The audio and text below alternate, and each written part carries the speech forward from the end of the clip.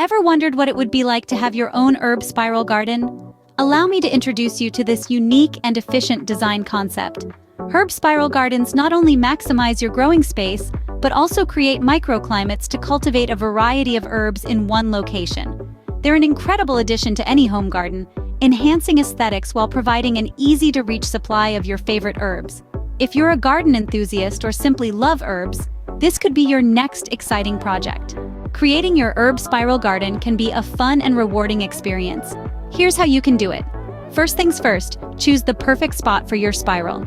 It should be a place that gets plenty of sunlight throughout the day. Next, lay out the design. Use some stakes and string to create the spiral shape, starting from the center and working your way out. After that, it's time for the fun part, choosing your herbs.